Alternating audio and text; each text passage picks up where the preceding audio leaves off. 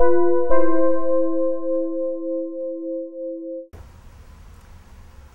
always ask my new music students, what is music? The ensuing discussion can easily fill an entire class period. We usually settle on a formal definition like an organization of sound and silence that can be perceived as art. When we describe what the medium of music is, we come up with a kind of a strange description. Music is an animated sculpture that is perceived by immersing yourself in the object itself. Musicians shape the air molecules in a room just as a sculptor shapes clay. However, the musician's sculpture is continuously changing in time. It is an animated sculpture. While you might look at or touch a sculpture in an art museum, in the concert hall you are immersed in a room of moving air molecules that vibrate upon your entire body, especially your eardrums. Music is a deeply intimate art form.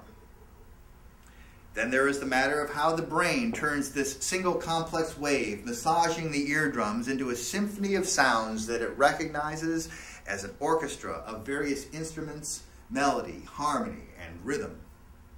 Scientists have learned much about this process over the past 15 years. There are as many ways to make music as there are musicians. There is no theory of music. It is as elusive as the grand unified theory of physics. What we normally refer to as music theory is really a theory of musical practice, of tonal music in the European tradition. It does not apply to Asian, African, or atonal music, and is only loosely applied to many forms of popular music. There are no rules in music theory, only constraints, things that limit your actions to a greater or lesser degree. All music has the following constraints. It is constrained by physics. Sound production is determined by the laws of physics. It is constrained by biology. Only sounds that can be perceived are useful as musical sounds. It is constrained by psychology. What sounds right and what does not sound right. Here is where music theorists focus most of their effort. A theory of musical practice.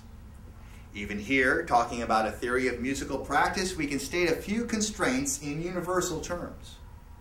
Regardless of what music you are making, there are things that you must do. There are things that you must not do. And there are things that you might or might not do. These are the universal constraints of music and the universal rules of music theory and musical practice. Much of the interest and creativity is in how people choose to deal with these universals in a variety of ways. Again, the Fundamentals Clinic focuses on tonal music of the European tradition.